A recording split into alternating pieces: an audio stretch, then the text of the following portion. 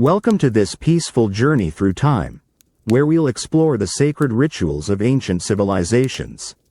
Allow yourself to settle comfortably, feeling your body sink into relaxation, as we prepare to honor the spiritual wisdom of our ancestors.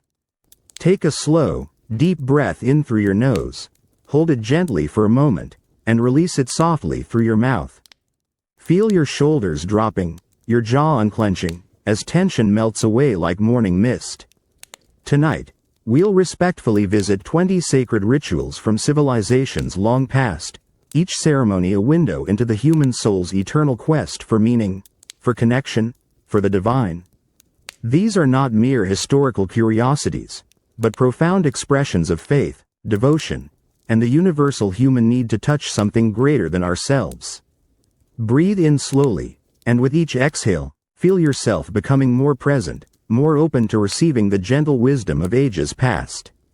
We'll walk softly through temple courtyards where incense once spiraled toward the heavens, witness ceremonies that bound communities together in shared reverence, and observe rituals that marked life's most sacred passages. From the sun temples of ancient Egypt, to the ceremonial grounds of the Maya, from the sacred groves of Celtic Druids, to the meditation halls of early Buddhist monasteries, we honor each tradition with deep respect, recognizing that these practices were, and remain, deeply meaningful to countless souls. Let your breathing become even slower now, deeper, more rhythmic. Feel yourself floating peacefully, ready to receive these gifts of ancient wisdom with an open heart and a quiet mind. Tonight, you are both student and honored guest, welcomed into ceremonies that have echoed through millennia. Breathe deeply, and let the journey begin. Chapter 1. The Eleusinian Mysteries, Secrets of Demeter. In this moment, we travel together, back through the mists of time, to ancient Greece, where the most sacred and secretive religious ceremonies in the classical world took place.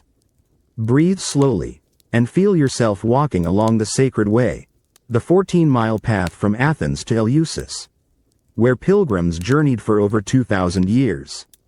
The Eleusinian Mysteries were devoted to Demeter, goddess of the harvest, and her beloved daughter Persephone. This was not merely a seasonal celebration, but a profound spiritual transformation that promised initiates a blessed afterlife. The mysteries were so sacred, so deeply revered, that revealing their secrets was punishable by death, yet they drew seekers from across the Mediterranean world. Feel the warm Mediterranean sun on your shoulders, as you join the procession of initiates, called Mistai, walking barefoot on dusty roads lined with olive trees. The air carries the scent of wild herbs, rosemary and thyme, mingling with the smoke of sacred fires that burn continuously along the route. Your fellow pilgrims carry bundles of myrtle branches, symbols of immortality, while chanting ancient hymns that echo across the hillsides. As evening approaches, you arrive at the Telesterion, the Great Hall of Initiation. This massive structure, one of the largest roofed buildings in ancient Greece, could hold thousands of seekers. Its interior remains shrouded in mystery, but we know it contained the Anaktoron, the most sacred inner sanctuary, where the holiest objects were kept.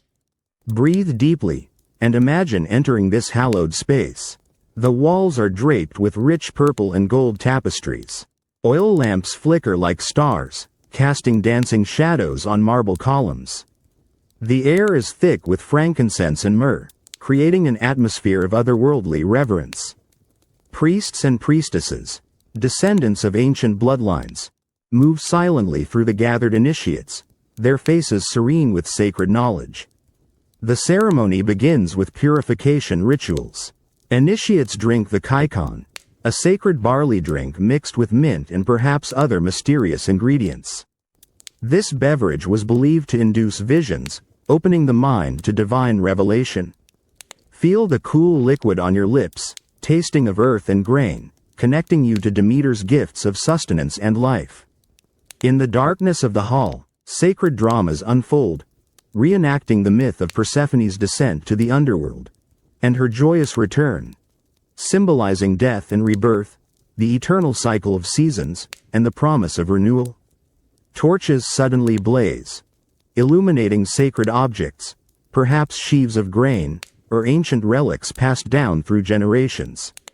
The initiates gasp in wonder, experiencing what the Greeks called epopteia, the moment of seeing, of spiritual revelation. The mysteries taught that death was not an ending, but a transformation, like seeds planted in dark earth, emerging as new life in spring. This wisdom brought profound comfort, dissolving the fear of mortality and filling hearts with hope for eternal blessing. Participants left forever changed, carrying within them a secret joy, a knowledge that transcended ordinary understanding. Great figures of history participated in these mysteries. Plato, Cicero, Marcus Aurelius, all sworn to secrecy, yet their writings hint at profound spiritual experiences. Transformations of consciousness that influenced their philosophies and shaped Western thought. Let yourself rest in this ancient wisdom now, feeling the peace that comes from understanding life's deeper mysteries. The sacred knowledge of Eleusis whispers that you too are part of this eternal cycle, connected to all life, blessed with the promise of renewal. Rest now in this sacred knowledge. Chapter 2. The Opening of the Mouth. Egyptian Rebirth. Imagine yourself transported, across the Mediterranean, to the golden sands of ancient Egypt, where the sacred Nile flows like liquid starlight, and the mysteries of death and rebirth were understood with profound wisdom. Breathe slowly, and feel the warm desert breeze carrying whispers of eternity.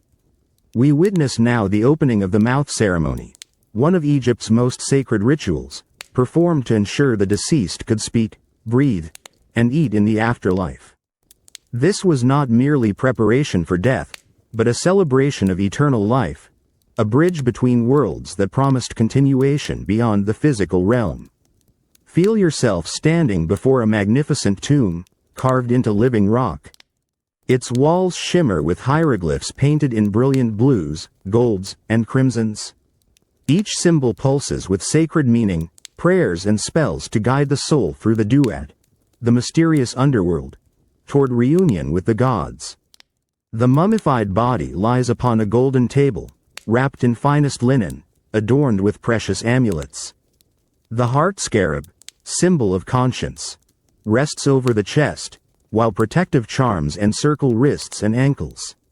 Canopic jars stand sentinel nearby, guardians of the preserved organs, each watched over by a different divine protector.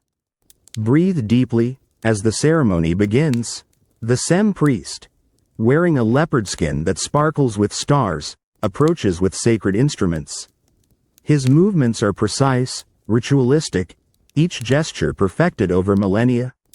The air grows thick with frankincense, myrrh, and sacred oils, creating an atmosphere where earth touches heaven.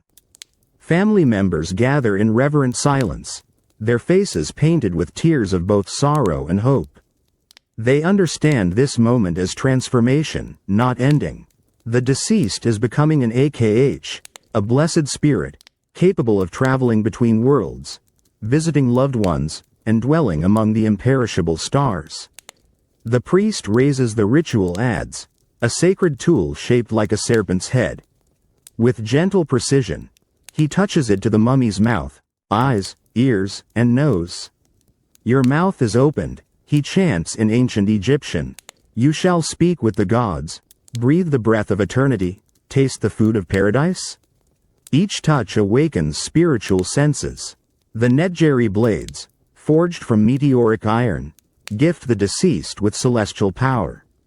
The Pesesh Kef knife, shaped like a fishtail, cuts away earthly limitations, freeing the soul for its cosmic journey.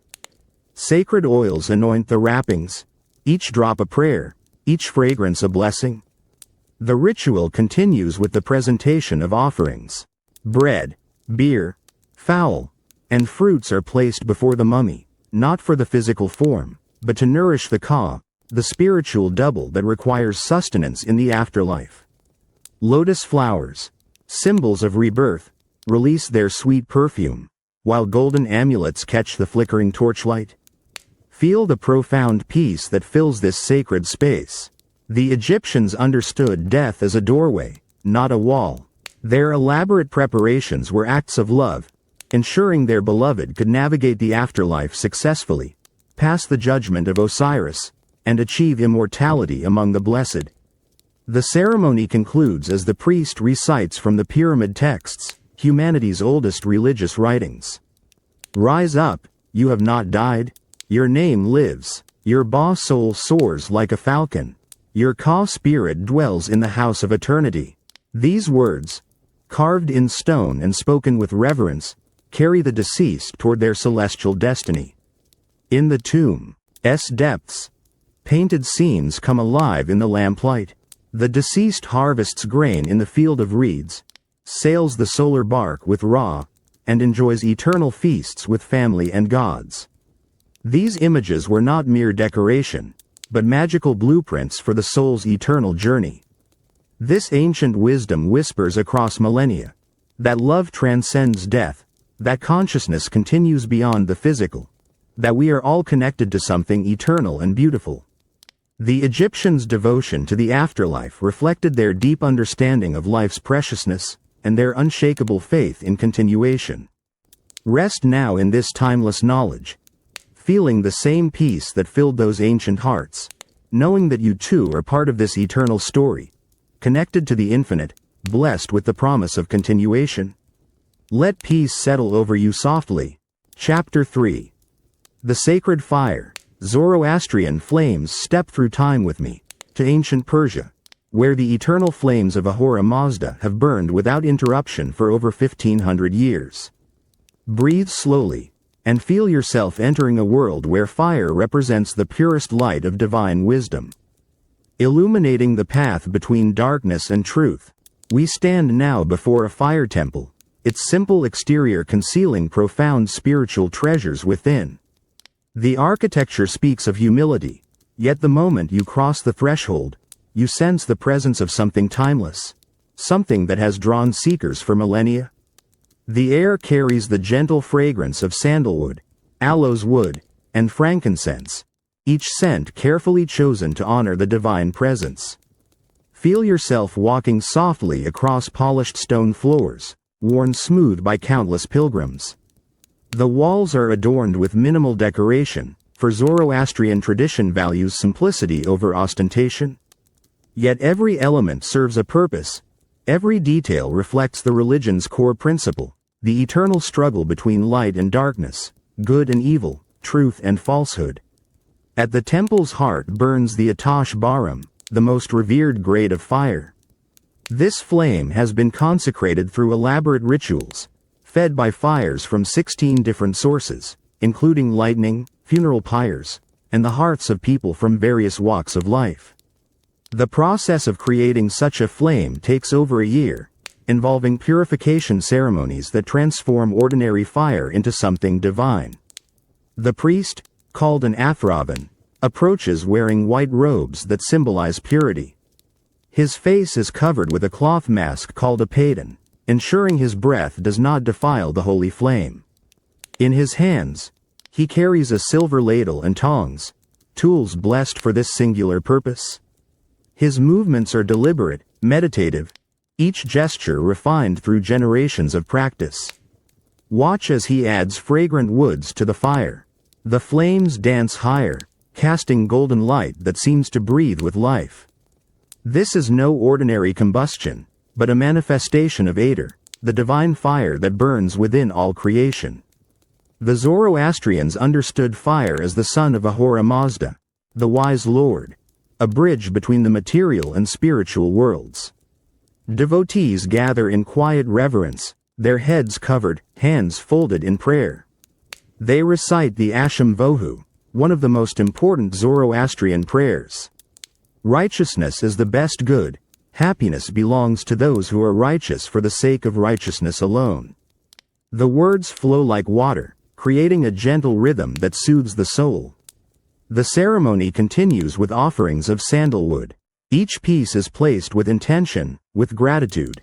The wood crackles softly, releasing aromatic smoke that spirals upward, carrying prayers to the heavens. This smoke represents the ascension of the human spirit, the soul's journey toward divine light, toward union with Ahura Mazda, feel the warmth of the flames on your face. This heat is more than physical comfort. It represents the inner fire of righteousness, the spark of divinity that burns within every human heart. Zoroaster taught that we each carry this flame, this capacity for good thoughts, good words, and good deeds. The temple fire reminds us of our own potential for spiritual illumination. The ritual emphasizes purity in all forms. The water used in ceremonies comes from sacred wells. The utensils are crafted from precious metals that resist corruption. Even the fuel for the fire is carefully selected, dried to perfection, blessed before use. Everything reflects the Zoroastrian commitment to maintaining the boundary between pure and impure, light and shadow. As the ceremony draws to a close, participants receive blessed ash, a tangible connection to the divine flame. They touch it to their foreheads, marking themselves as children of light. This simple gesture carries profound meaning, acknowledging their commitment to the path of righteousness, their role as warriors against darkness and falsehood. The eternal flames continue burning long after the ceremony ends, tended by devoted priests who maintain the fire through day and night, through seasons and centuries. These flames have witnessed the rise and fall of Pires. Yet they burn on, unchanging, eternal, symbols of the indestructible nature of truth and goodness. This ancient wisdom teaches that within each of us burns a similar flame, inextinguishable, divine, waiting to illuminate our path through life's challenges. The Zoroastrian fire reminds us that we are beings of light, capable of choosing good over evil, truth over deception, love over hatred. Feel this ancient truth becoming part of you. Chapter 4. The Sun Dance. Native Plains Ceremony. Feel yourself drifting gently across vast prairies where buffalo once thundered, to the heart of North America, where native plains tribes gathered each summer for their most important ceremony, the Sun Dance. Breathe deeply, and sense the endless sky stretching above, painted with clouds that drift like prayers across the heavens. We arrive at a circular encampment, tipis arranged like petals around a sacred center. Each lodge represents a family, a clan, united in this annual renewal of life and spirit. The air carries the scent of sweetgrass, sage, and cedar, while eagle bone whistles create haunting melodies that seem to call the very spirits from the earth. At the ceremony's heart stands the sacred tree, a cottonwood carefully selected and blessed. This is not merely timber, but the axis connecting earth to sky, the pathway between worlds. Feel the reverence as tribal members approach, offering tobacco, prayers, and colored cloth that flutters like captured rainbows in the prairie wind. The Sun Dance Lodge rises around this central pole, its circular structure open to Father Sky. Participants have prepared for months, purifying themselves through sweat lodge ceremonies, fasting, and prayer. They come seeking visions, healing for their people, and renewal of the sacred covenant between humanity and the Great Spirit. Watch as dancers enter the sacred circle, their bodies painted with earth pigments, red ochre, white clay, yellow from sacred stones. Each color carries meaning, red for life's blood, white for purity, yellow for the sun's blessing. Eagle feathers crown their heads, while bone whistles hang from their necks, instruments that will sing without ceasing for 4 days. The drumbeat begins, steady as a heartbeat, ancient as the earth itself. Singers raise their voices in languages older than memory, calling upon the spirits of ancestors, the power of the 4 directions, the blessing of Grandfather Sun. Their songs weave through the air like visible prayers, connecting all present to something eternal. Dancers face the sun, moving in rhythm with the cosmic pulse. Their feet touch Mother Earth with each step, while their eyes remain fixed on Father Sun. This is not performance, but prayer made visible, sacrifice offered freely for the good of all people. The dancer's endurance becomes a bridge between human need and divine compassion. Feel the profound spirituality that fills this space. Families gather in support, elders share wisdom, children learn the old ways. The entire community participates, some through dancing, others through singing, cooking, or simply holding the sacred space with their presence. No one stands apart. All are woven into this tapestry of renewal. The ceremony continues through 4 sacred days, marking the eternal cycle of seasons, the 4 directions, the 4 stages of life. Participants may experience visions, moments when the veil between worlds grows thin. These gifts are received with humility, shared with the community, and treasured as guidance for the people's welfare. Sacred objects play vital roles. The pipe, filled with sacred tobacco, carries prayers upward with its smoke. Medicine bundles, containing items of power gathered over generations, rest in places of honor. Eagle feathers, gifts from the messenger between earth and sky, bless the ceremony with their presence. The sun dance teaches that individual sacrifice serves the greater good, that personal suffering can become healing for others, that humanity and nature exist in sacred relationship. These truths echo through generations, reminding us that we are all connected, all part of one great web of existence. As the ceremony concludes, participants carry its blessings back to daily life. The visions received, the prayers offered, the connections renewed, all become sources of strength for the challenges ahead. The sacred tree remains standing, a reminder that the divine presence dwells always among the people. This ancient wisdom speaks across cultures and centuries, teaching that sacrifice made in love becomes blessing, that community prayer carries special power, that the natural world offers constant guidance to those who listen with reverent hearts. The sun dance reminds us that we too can offer our struggles as prayers, our endurance as gifts to those we love. Rest now in this understanding, feeling the same connection to earth and sky that filled those prairie hearts, knowing that your own prayers rise like smoke, your own love becomes blessing for others. Allow this understanding to comfort you. Chapter 5. The Vedic Fire Ritual. Agnihotra. Let us journey together now, to ancient India, where the first light of dawn touches the Ganges, and the eternal wisdom of the Vedas flows like honey through time. Breathe gently, and feel yourself entering a world where fire transforms matter into spirit, where simple offerings become bridges to the divine. We find ourselves in a peaceful ashram, surrounded by banyan trees whose ancient roots touch earth like prayers made manifest. The air shimmers with morning mist, carrying the fragrance of jasmine, sandalwood, and the sweet smoke of burning ghee. Here, the Agnihotra ceremony has been performed without interruption for over 4,000 years. A Brahmin priest sits cross-legged before a small copper pyramid, the Agnihotra Kund. Its precise geometric shape channels cosmic energies, focusing them into a single point where earth meets heaven. This is no ordinary fire vessel, but a carefully crafted instrument designed according to Vedic mathematics, each angle calculated to harmonize with celestial rhythms. Watch as he kindles the fire using only dried cow dung and ghee. No matches or modern conveniences disturb this ancient process. The flames spring to life as the sun touches the horizon, for timing is everything in Agnihotra. This ceremony must begin at the exact moment of sunrise and sunset, when the earth's energy shifts, when day transforms into night or night into day.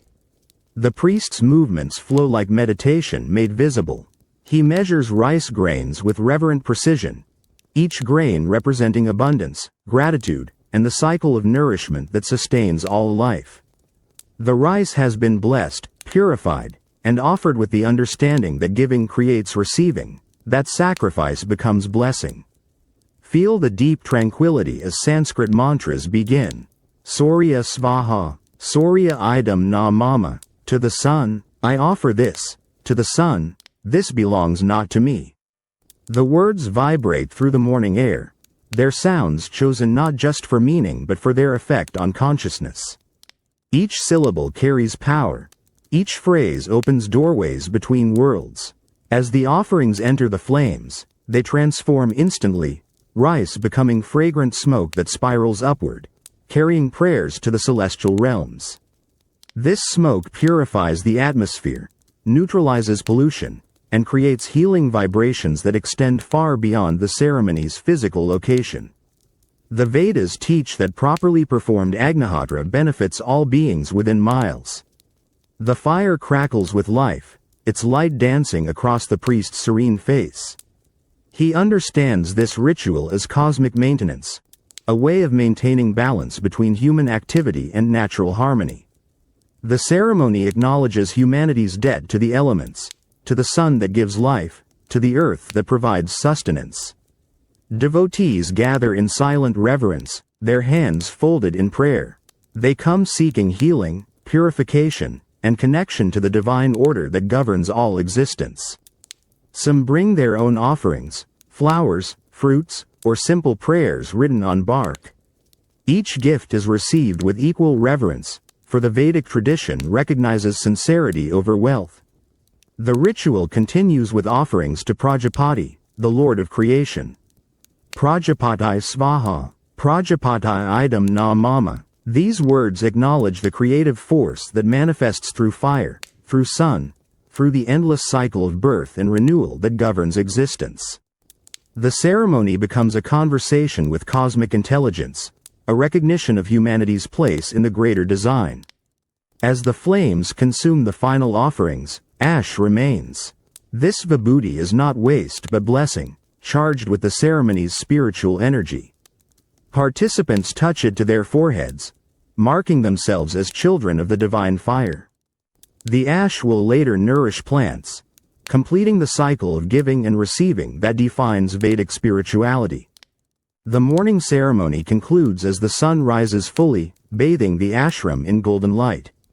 But this is not an ending, merely a pause before the evening ritual, when the same prayers will be offered, the same fire kindled, the same bridge built between human hearts and cosmic consciousness.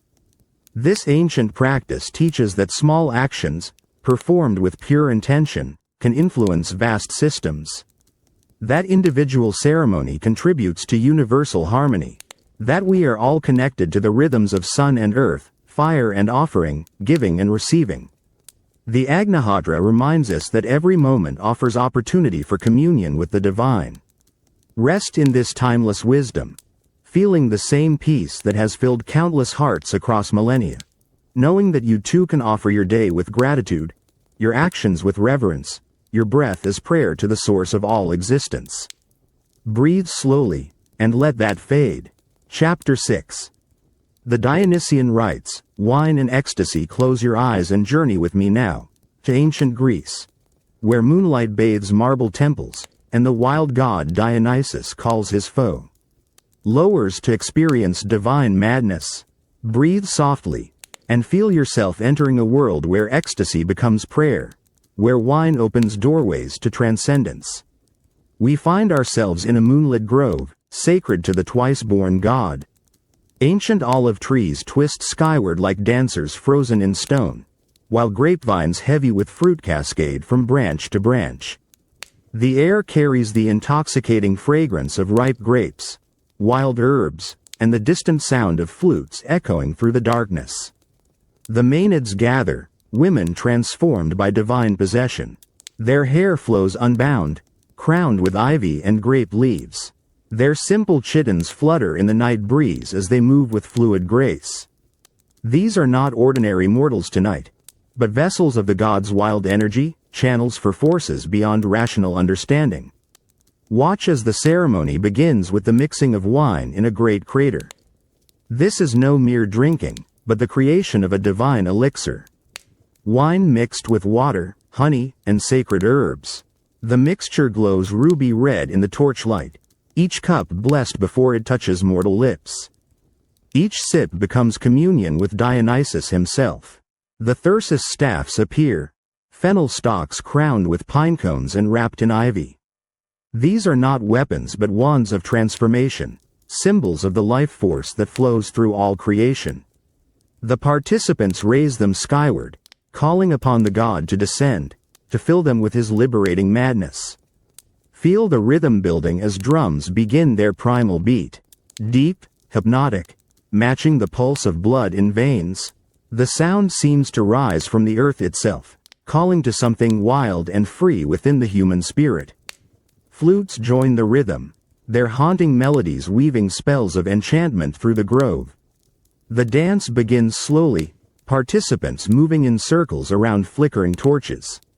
Their movements grow more ecstatic as the wine takes effect, as the music penetrates deeper, as the boundary between self and divine begins to dissolve. This is sparagmos, the sacred tearing away of ordinary consciousness, the liberation of the soul from daily constraints.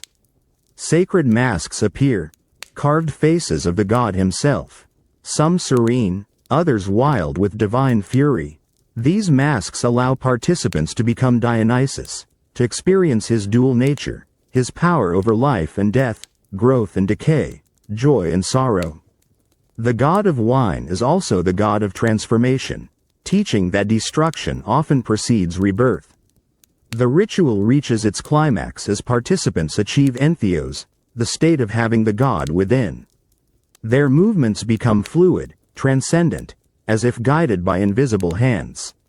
They speak in tongues, prophesy, and experience visions that will guide them long after the ceremony ends.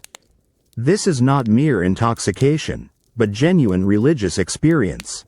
Sacred objects bless the gathering. The cantheros, Dionysus's special wine cup, passes from hand to hand. Each participant drinks, sharing in the god's essence. Baskets of fruit, bread, and honeycakes are offered, symbols of the earth's abundance, gifts from the god who rules over all growing things. As dawn approaches, the frenzy gradually subsides. Participants return slowly to ordinary consciousness, but they are forever changed. They have touched the divine wildness that exists beyond civilization's boundaries, experienced the ecstasy that comes from surrendering control, from trusting in forces greater than individual will. The Dionysian mysteries taught that life contains both order and chaos, that true wisdom embraces both. The god's followers learned to find the sacred in abandon, to discover divinity through the release of inhibition, to understand that sometimes the soul must be torn apart before it can be reborn. These ancient rites remind us that transformation often requires letting go, that spiritual growth sometimes demands the courage to move beyond familiar boundaries, that there exists within each of us a wild, divine nature waiting to be acknowledged and honored. The wine-dark night fades as morning light filters through the olive branches.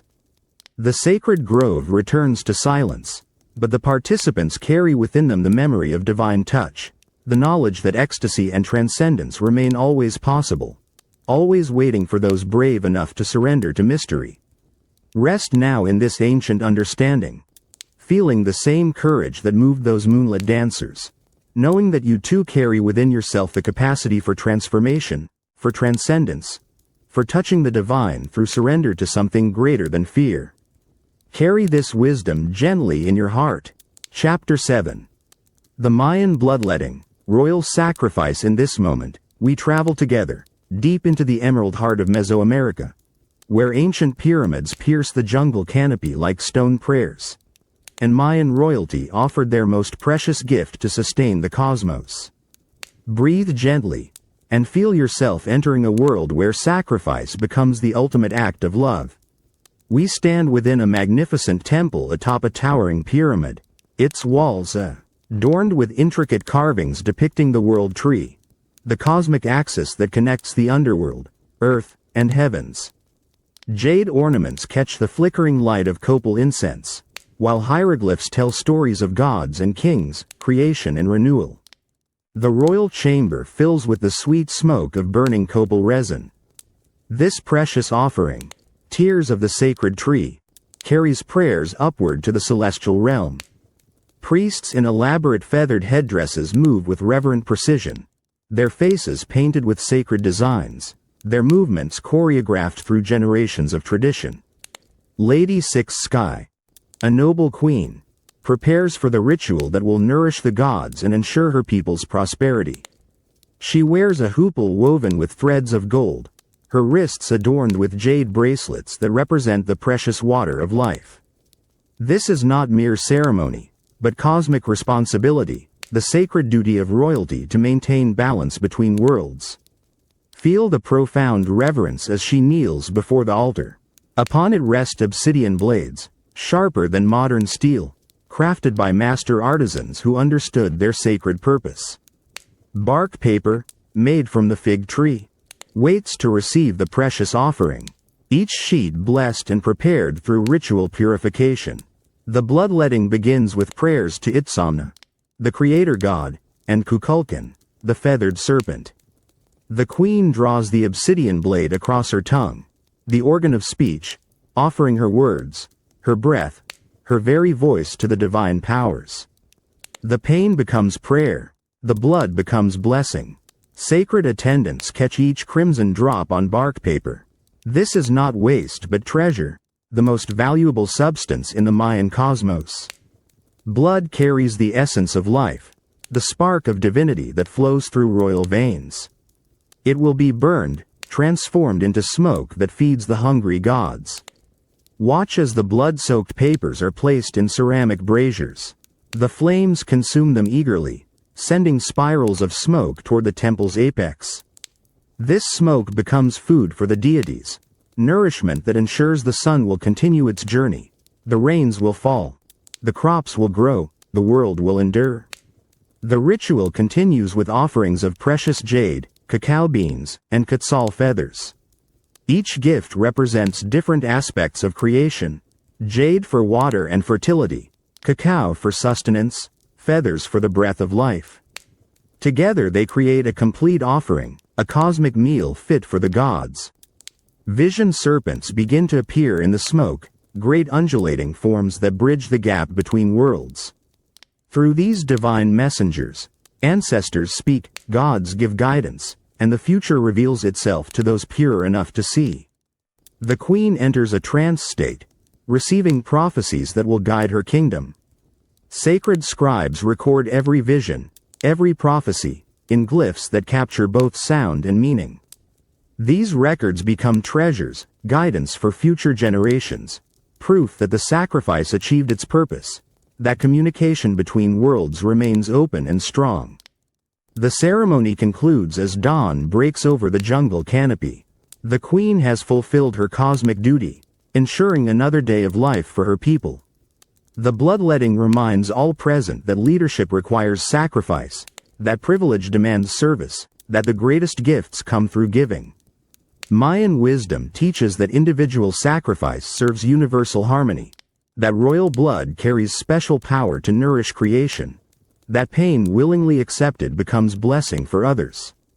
These truths echo through the centuries, reminding us that love often requires sacrifice, that service to others elevates the soul.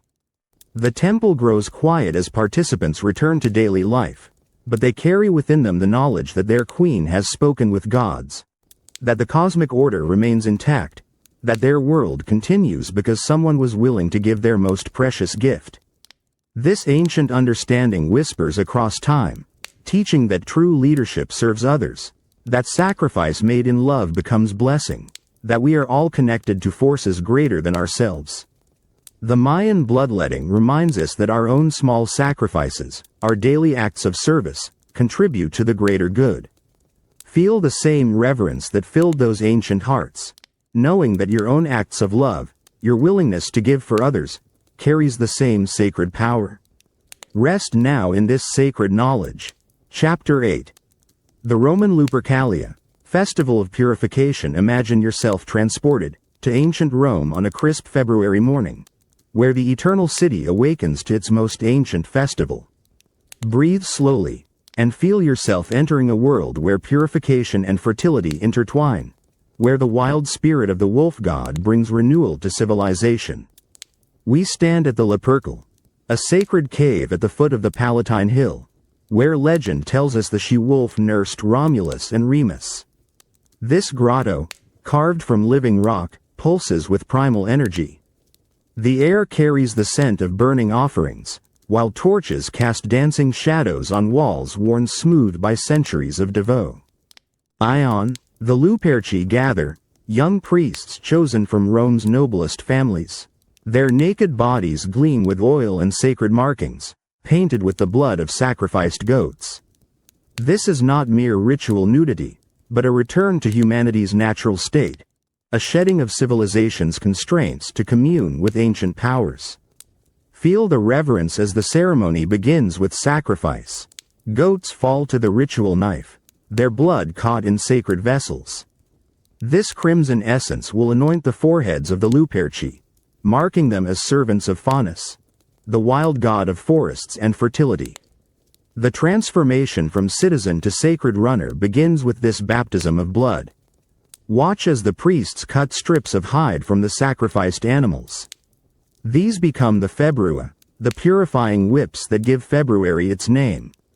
Each strip is blessed, charged with the power to cleanse, to heal, to bring fertility to the barren. The leather still warm from the sacrifice carries the life force of the offering. The ritual feast follows, participants sharing the sacred meat, consuming the essence of the sacrifice. This communion binds them to the ancient covenant between Rome and its protecting spirits. The food becomes blessing. The shared meal creates sacred brotherhood among the Luperci. Now begins the Lupercal race, the heart of the festival. The naked priests burst from the cave like wolves unleashed, running through Rome's streets with their februa raised high. Their path follows ancient boundaries, tracing the original limits of Romulus's city.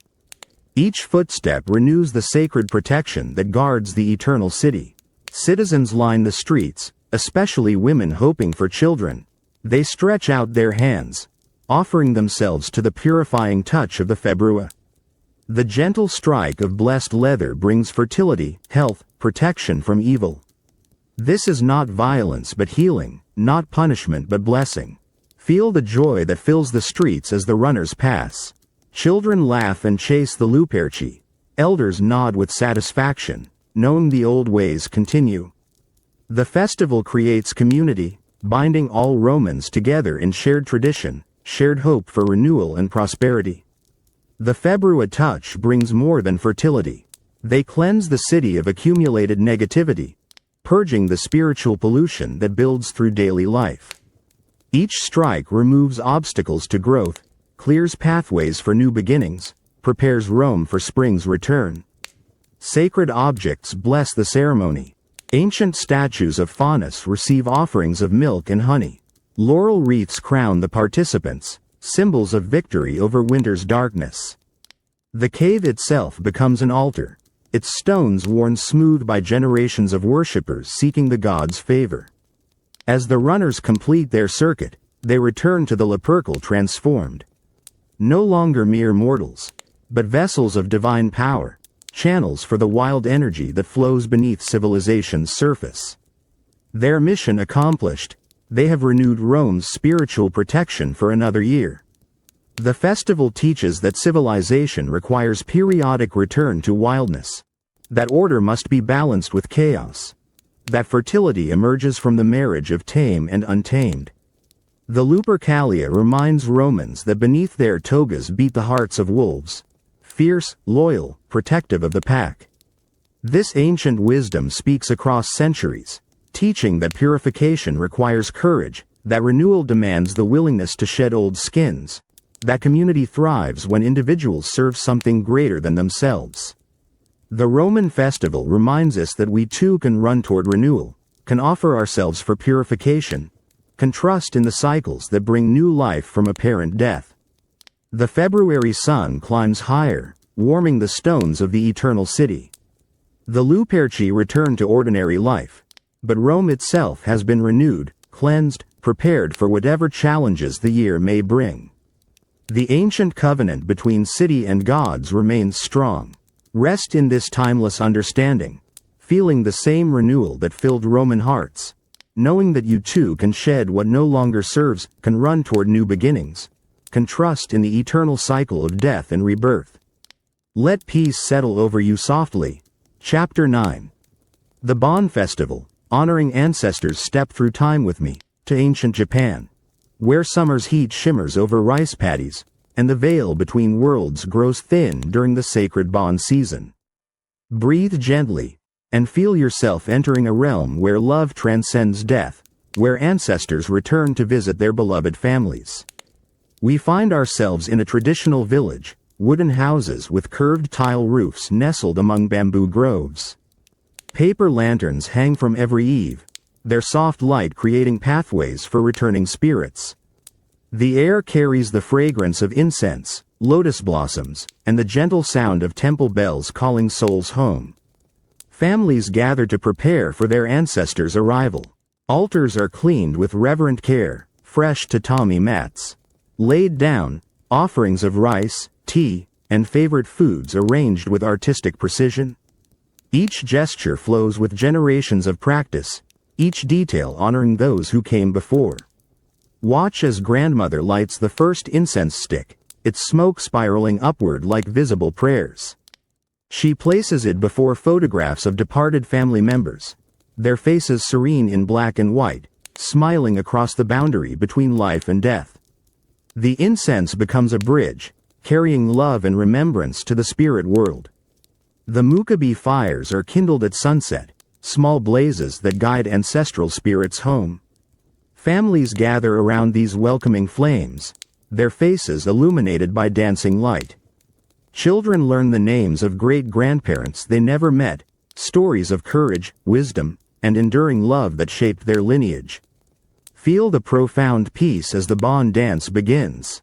Participants move in slow circles around a central tower, their movements graceful as flowing water. The odori tells stories without words, hands gesturing like leaves in wind, feet stepping in rhythms older than memory. Each dancer becomes part of an eternal celebration. Sacred foods appear on family altars. Kyuri no uma, cucumber horses to carry spirits swiftly home. Nasu no ushi, eggplant oxen for the slower return journey. These whimsical offerings reflect the Japanese understanding that death need not be somber, that joy and reverence can dance together.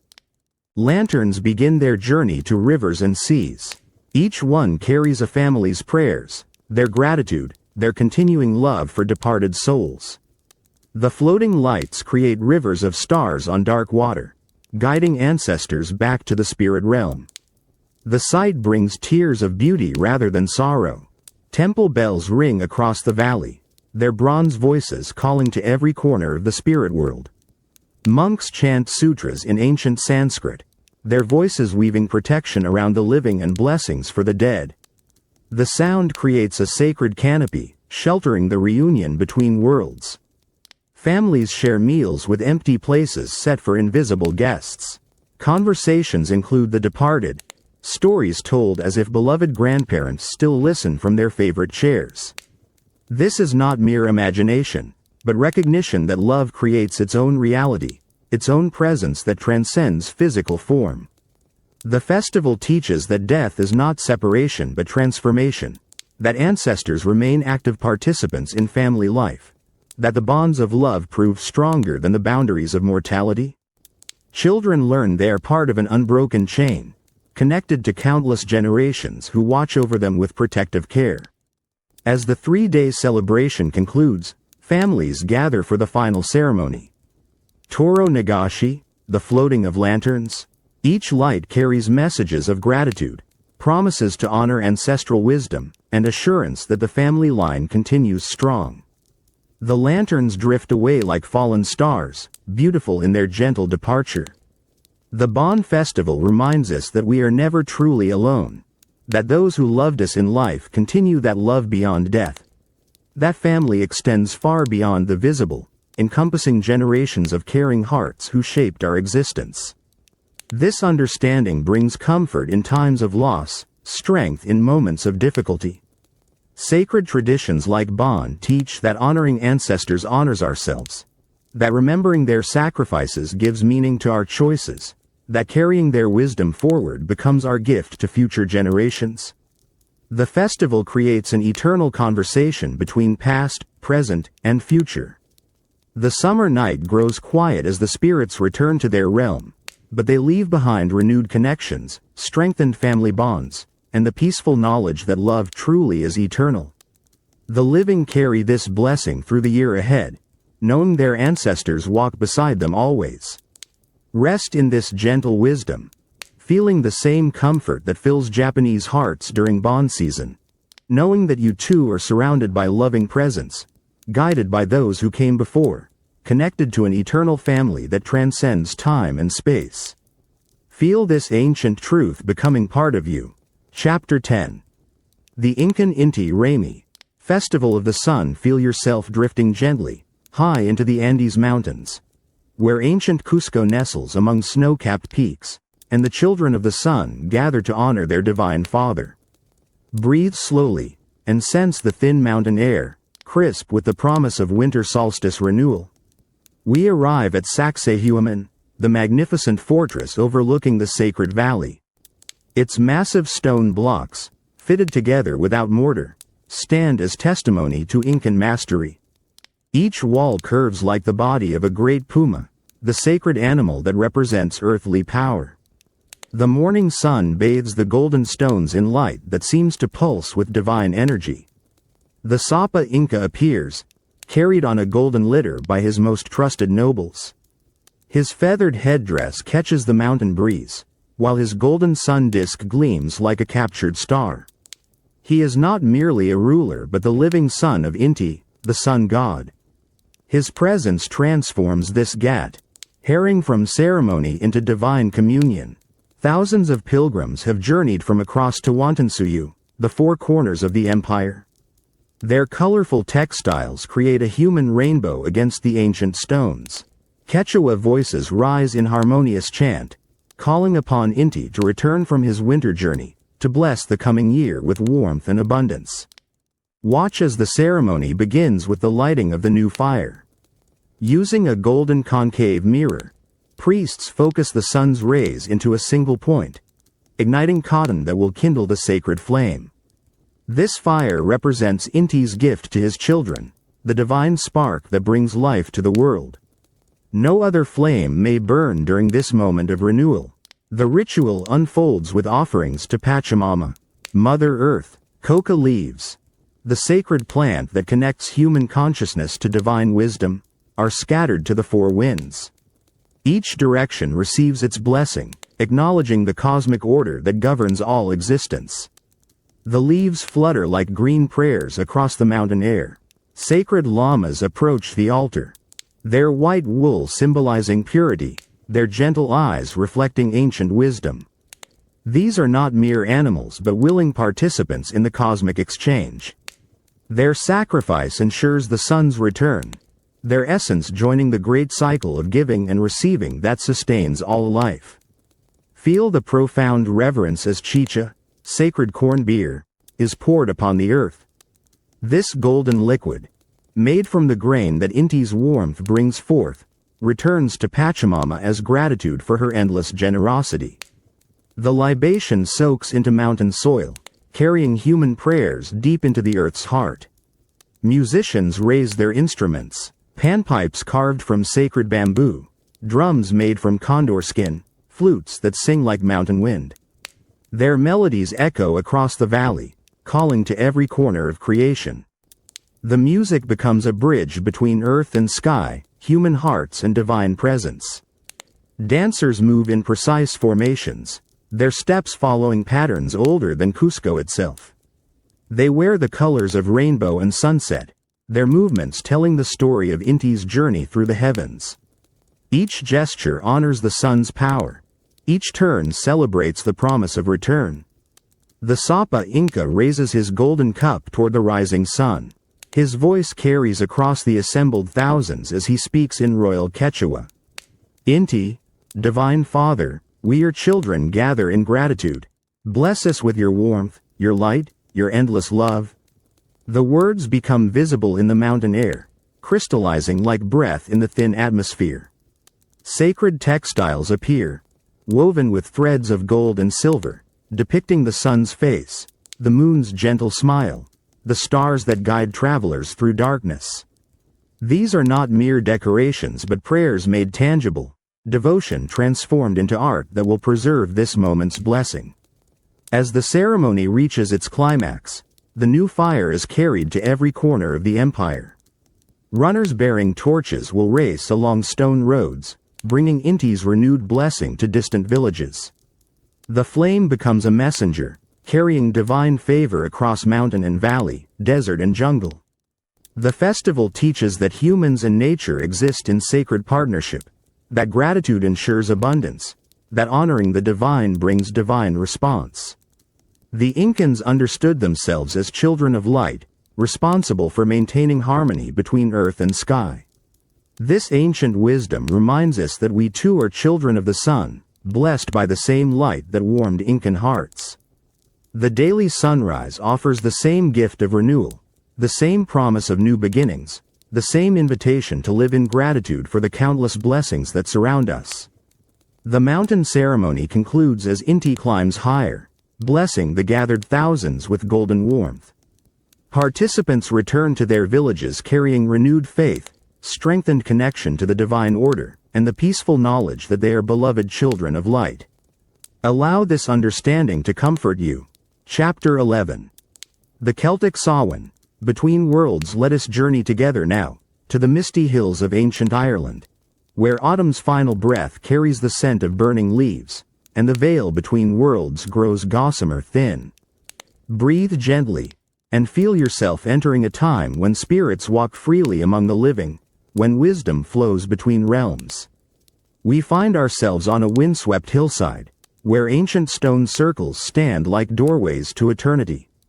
The Samhain fires burn bright against the gathering darkness, their flames reaching toward stars that seem closer tonight. Oak logs crackle and spark, sending prayers upward in spirals of golden smoke. Druids in white robes move between the sacred stones, their faces painted with symbols older than memory. They carry staffs of ash and oak, woods that bridge earth and sky. Their movements flow like water, each gesture connecting this world to the other world that lies just beyond perception. Feel the profound stillness as the ceremony begins.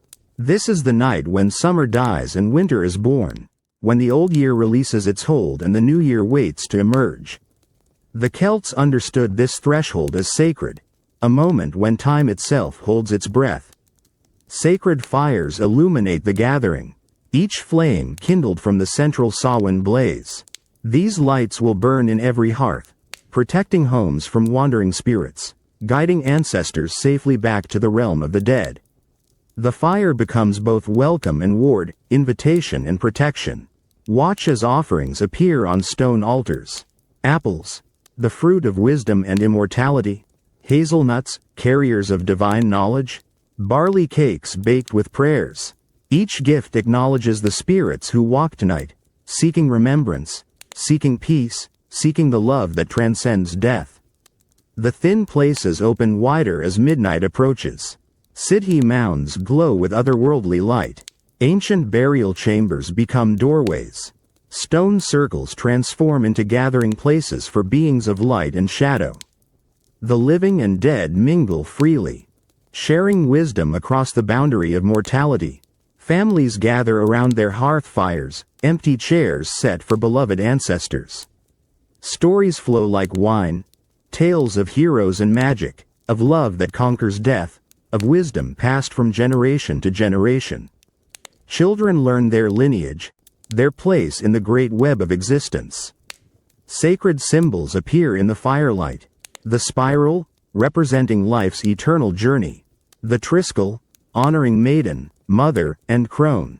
The Celtic knot, showing how all things connect in endless patterns. These marks carry power, protection, and the promise of continuity. Divination becomes possible on this night of open doorways. Druids read omens in flame and smoke, in the flight of ravens, in the whisper of wind through standing stones.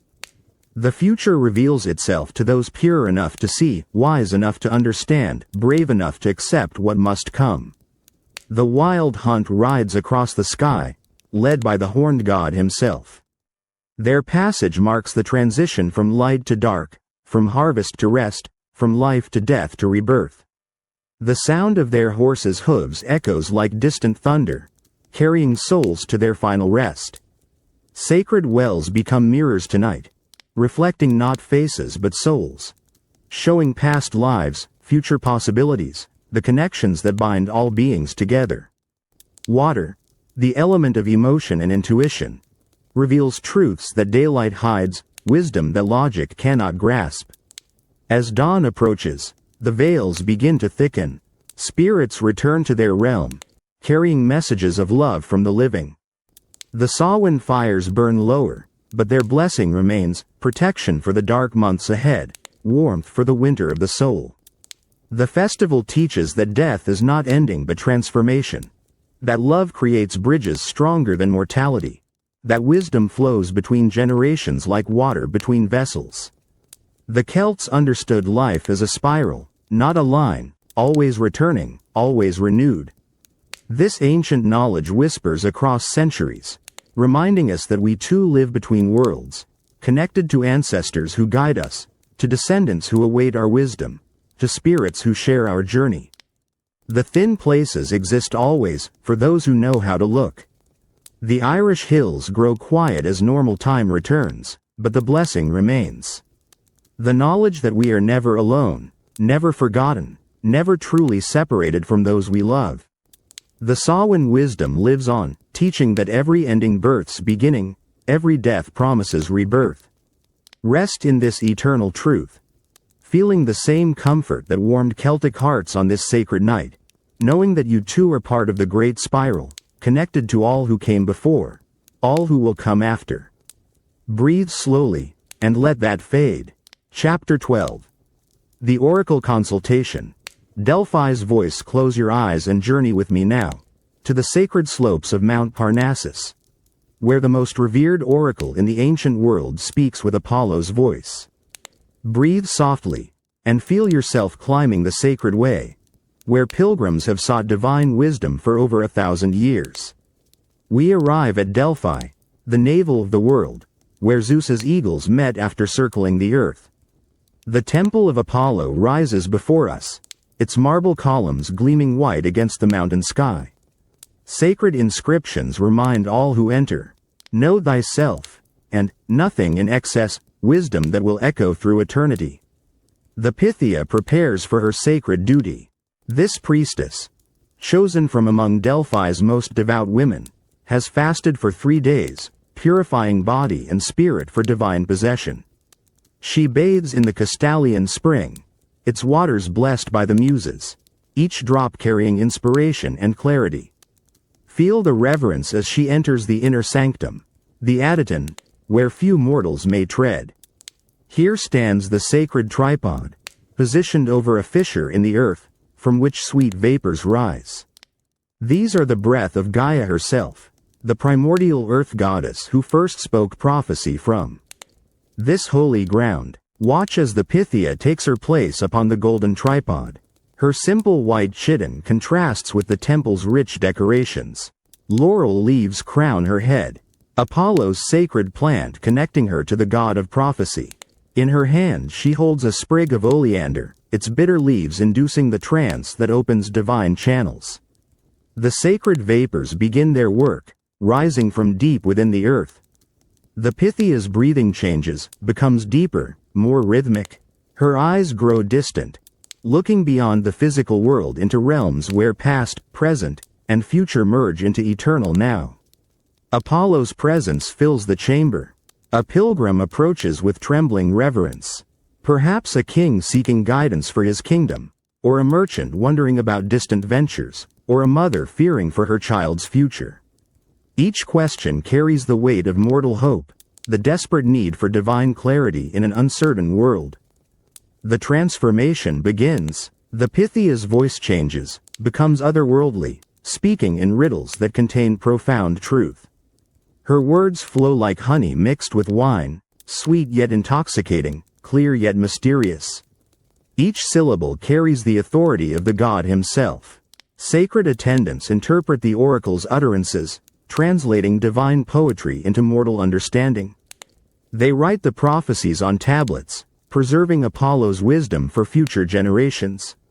These words will guide empires, inspire heroes, and comfort countless souls seeking direction. The temple fills with the fragrance of burning laurel, frankincense, and myrrh. These sacred scents create an atmosphere where heaven touches earth, where mortal questions receive immortal answers. The smoke carries prayers upward while bringing divine responses down. Precious offerings surround the oracle. Gold from Lydian kings, silver from Athenian merchants, statues crafted by master sculptors. Each gift represents gratitude for guidance received, faith in wisdom yet to come. The treasury of Delphi holds the hopes of the ancient world. The consultation concludes as Apollo's presence gradually withdraws. The Pythia returns slowly to ordinary consciousness, her sacred duty fulfilled. She has served as bridge between worlds, channel for divine wisdom, voice of the God who brings light to darkness. Pilgrims depart carrying more than answers. They bear the knowledge that the gods care about mortal struggles, that divine wisdom remains available to those who seek with pure hearts, that the universe itself conspires to guide those who ask with genuine need.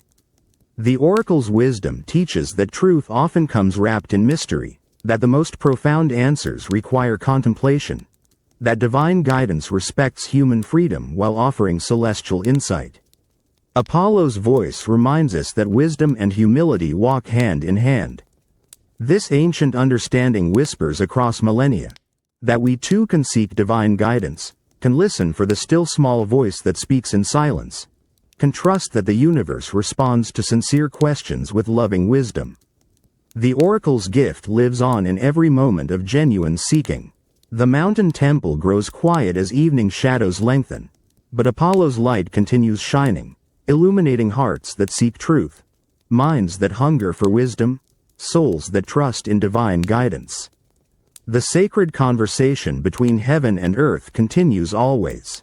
Rest in this timeless knowledge, feeling the same peace that filled ancient pilgrims, knowing that you too can seek, can ask, can trust in the wisdom that flows from sources beyond mortal understanding. Carry this wisdom gently in your heart. Chapter 13. The Aztec New Fire Ceremony, cosmic renewal. In this moment, we travel together, to the heart of ancient Mexico, where Tenochtitlan rises like a jewel from the lake, and the most crucial ceremony in Aztec life prepares to renew the cosmos itself. Breathe slowly, and feel yourself entering a world where human action maintains the very fabric of existence. We stand atop Huixoctlan, the hill of the star, where all of Mexico holds its breath in darkness. Every fire in the empire has been extinguished, every hearth cold, every temple dark. This is the night when time itself hangs in balance, when the world might end or begin anew. The silence carries the weight of cosmic responsibility. Priests in elaborate feathered regalia climb the temple steps, their faces painted with sacred designs, turquoise and gold, obsidian and jade. Each color represents different aspects of divine power. Their movements are precise, ritualistic, for any error might doom the world to eternal darkness. Feel the profound tension as midnight approaches. The Pleiades constellation reaches its zenith, marking the completion of another 52-year cycle. This is the moment when the Aztec calendar wheels align, when time completes its great rotation, when the universe awaits renew. Owl or destruction, the chosen victim lies upon the altar, a warrior captured in battle, his heart pure and strong. He understands his role in cosmic maintenance, his sacrifice ensuring another cycle of existence. This is not mere death but transformation, his life force becoming the spark that reignites creation. Watch as the priest raises the obsidian blade, sharper than modern steel, crafted by master artisans who understand its divine purpose. The cut is swift, merciful. The warrior's heart, still beating, is lifted toward the star-filled sky, its rhythm matching the pulse of the universe itself.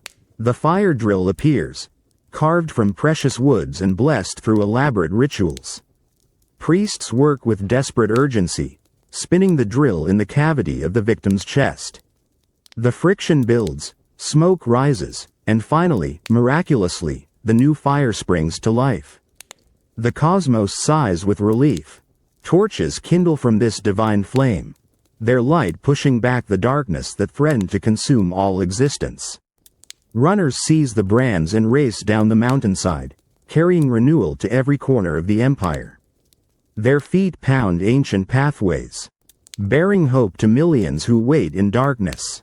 The new fire reaches Tenochtitlan as dawn breaks.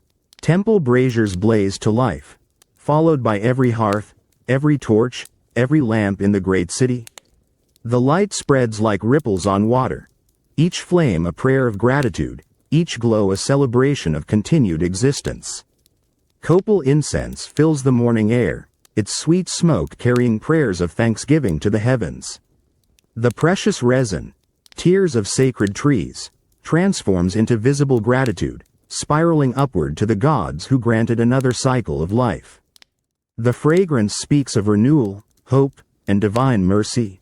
Sacred objects emerge from temple treasuries. Feathered serpent masks, jade ornaments, golden sun discs. Each artifact represents different aspects of cosmic order. Together they create a symphony of symbols, a visual prayer that celebrates the successful renewal of time itself. The ceremony teaches that existence requires constant maintenance, that human actions influence cosmic stability, that community effort can overcome even the threat of universal destruction. The Aztecs understood themselves as partners with the gods, responsible for maintaining creation through ritual devotion. Families gather around their newly kindled hearths, sharing meals cooked on the renewed fire, telling stories of previous ceremonies, teaching children their role in the great cosmic dance. The new flame warms more than bodies, it warms hearts with the knowledge that life continues.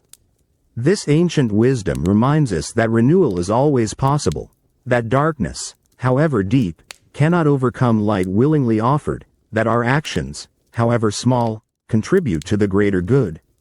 The new fire ceremony teaches that we too can kindle hope in times of darkness. The Mexican sun climbs higher, blessing the renewed world with golden warmth. The crisis has passed, the cosmos endures, and another 52 years of existence stretches ahead.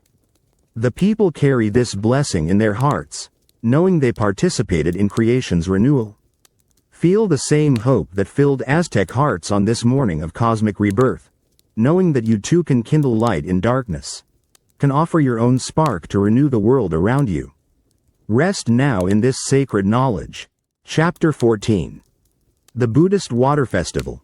Cleansing ritual. Imagine yourself transported to the golden temples of ancient Thailand, where the April sun blazes overhead and the most joyous celebration in Buddhist tradition begins. Breathe gently, and feel yourself entering a world where water becomes blessing, where cleansing transforms both body and spirit. We find ourselves in a temple courtyard, its walls adorned with intricate murals depicting the Buddha's life. Saffron-robed monks move serenely between lotus ponds, their shaved heads gleaming in the tropical light. The air carries the fragrance of jasmine, frangipani, and the sweet smoke of incense spiraling toward heaven. Sacred Buddha statues await their annual blessing. Each golden figure sits in perfect meditation, hands positioned in mudras of peace and compassion. Devotees approach with silver bowls filled with perfumed water, rose petals floating like tiny prayers on the surface. This gentle bathing honors the enlightened one, seeking his blessing for the year ahead. Feel the reverence as families gather around their elders. Young hands pour scented water over weathered palms, while soft voices ask forgiveness for the year's mistakes. This ritual, called Rod Nam Dam Wa, transforms generational respect into spiritual practice. The water carries away old hurts, old misunderstandings, leaving only love. Watch as the temple ceremony begins. Monks chant the Pali scriptures in voices that flow like honey, their ancient words creating vibrations that purify the atmosphere. Each syllable carries the wisdom of 25 centuries. Each phrase opens doorways to enlightenment. The sound becomes a river of peace flowing through willing RTS. Sacred water blessed by the monks appears in ornate vessels. This liquid has been charged with spiritual energy through hours of chanting, meditation, and prayer.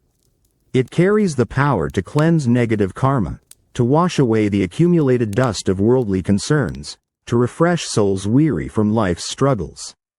The community celebration unfolds with gentle joy. Neighbors pour blessed water over each other's shoulders, their laughter mixing with prayers of goodwill. This is not mere play but profound ritual, each splash removing obstacles to happiness, each drop carrying wishes for health, prosperity, and spiritual growth. Children learn the deeper meaning as they participate, understanding that water represents the flow of compassion, the cleansing power of right action, the continuous cycle of giving and receiving that defines Buddhist practice. Their innocent joy becomes part of the blessing, their laughter a form of prayer. Lotus flowers appear everywhere, floating in temple pools, adorning Buddha statues, carried by devotees as offerings. These perfect blooms, rising pure from muddy water, symbolize the human potential for enlightenment, the possibility of transcending worldly suffering through spiritual practice. Sacred foods bless the celebration. Sticky rice wrapped in banana leaves. Tropical fruits arranged like mandalas, sweets shaped like lotus petals. Each dish prepared with mindfulness, offered with gratitude, shared with compassion. The meal becomes communion, nourishing both body and spirit. The water blessing extends beyond humans to all beings. Caged birds are released to fly free, fish are returned to rivers, plants receive gentle showers. This universal compassion reflects Buddhism's core teaching, that all life is interconnected, that blessing one blesses all. As evening approaches, floating lanterns appear on temple ponds, their soft light reflecting like stars in dark water. Each lantern carries a prayer, a wish, a moment of gratitude for the day's blessings. The gentle glow creates an atmosphere of profound peace. The festival teaches that purification comes through compassion, that cleansing others cleanses ourselves, that joy shared multiplies infinitely. The water ritual reminds participants that like rivers flowing to the sea, all beings flow toward the same enlightenment. This ancient practice whispers across centuries, teaching that we too can offer blessing through simple acts of kindness, can cleanse our hearts through forgiveness, can find joy in serving others. The Buddhist water festival shows that spiritual practice need not be solemn to be profound. The Thai temple grows quiet as night falls, but the blessings remain, carried in hearts refreshed by compassion, in spirits cleansed by loving action, in minds open to the possibility of enlightenment. The water's gift continues flowing, blessing all it touches. Rest in this gentle wisdom, feeling the same peace that fills Buddhist hearts during this celebration, knowing that you too can offer blessing, can receive cleansing, can participate in the eternal flow of compassion that connects all beings. Let peace settle over you softly. Chapter 15. The Norse blot. Sacrifice to gods step through time with me, to the frost-kissed fjords of ancient Scandinavia, where Aurora Borealis dances across winter skies and the Norse gather to honor their mighty gods. Breathe slowly, and feel yourself entering a world where courage and devotion intertwine, where sacrifice strengthens the bonds between mortals and divine powers. We stand in a sacred grove, ancient oak trees whose gnarled branches reach toward Asgard itself. Their bark bears runic inscriptions, prayers carved by generations of faithful hands. The air carries the scent of pine, wood smoke, and the metallic tang of winter, while ravens, Odin's messengers, watch silently from snow-laden boughs. The Gothi, the priest chieftain, approaches wearing a cloak of wolf fur, his beard braided with silver rings. In his weathered hands he carries Mjolnir, a hammer blessed by Thor himself. This ritual tool will consecrate the offerings, transforming earthly gifts into divine communion. His presence commands respect, for he bridges the gap between Midgard and the realm of gods. Feel the deep reverence as the community gathers. Warriors lean on their spears, farmers clutch their tools, mothers hold their children close. All understand this ceremony's importance. The blot ensures divine protection, favorable weather, victory in battle, prosperity for the coming season. Their survival depends on maintaining good relations with the Aesir. Watch as the offerings are prepared. A magnificent stallion, white as fresh snow, stands calmly beside the altar stone. This noble beast represents the community's finest gift, freely given to honor the gods who govern fate. Its sacrifice will carry their prayers to Valhalla, ensuring the gods remember their faithful people. The ritual horn appears, carved from an aurochs and inlaid with precious metals. This vessel will hold the blessed mead, the drink that connects earth to heaven. The Gothi fills it with honey wine, adding herbs that grow only in moonlight. Each ingredient chosen for its spiritual properties, its ability to open pathways between worlds. Sacred runes are cast upon the altar, each symbol carrying ancient power. Alges for protection, Fehu for prosperity, Tawaz for victory in righteous battle. The wooden pieces, carved from ash trees struck by lightning, glow with otherworldly energy, revealing the gods' will for the season ahead. The ceremony reaches its climax as the Gothi raises his hammer skyward, calling upon Thor to bless this gathering, upon Odin to grant wisdom, upon Freyr to ensure fertility. His voice carries across the frozen landscape, echoing from mountain peaks where giants dwell. The very air seems to thicken with divine presence. Blood from the sacrifice is caught in silver bowls. This precious essence will anoint the altar, the sacred trees, and the foreheads of willing participants.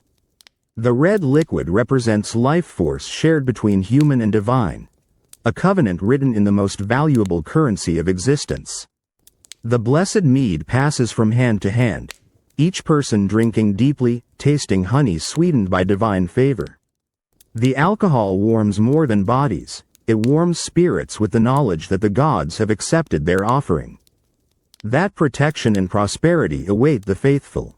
Stories flow with the mead, tales of heroic ancestors who feast now in Valhalla, of gods who walk among mortals, of the great tree Yggdrasil that connects all 9 worlds. These narratives strengthen community bonds, preserve ancient wisdom, and remind all present of their place in the cosmic order.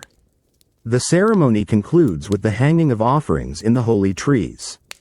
Weapons, jewelry, and carved figurines dangle from branches like strange fruit. These gifts will remain until weather claims them, slowly returning to the earth that birthed them. The gods appreciate such patient devotion. As the blot ends, participants carry its blessing back to their daily lives. The warriors feel Thor's strength in their arms, the farmers sense Freyr's promise in the soil, the mothers know Frigg watches over their households. The divine covenant has been renewed for another season. This ancient wisdom teaches that relationship with the divine requires reciprocity, that gifts freely given return multiplied, that community ceremony strengthens individual faith. The Norse understood that courage in offering brings courage in living, that honoring the gods honors the best within ourselves. The northern lights continue their celestial dance, painting the sky with colors that speak of divine approval.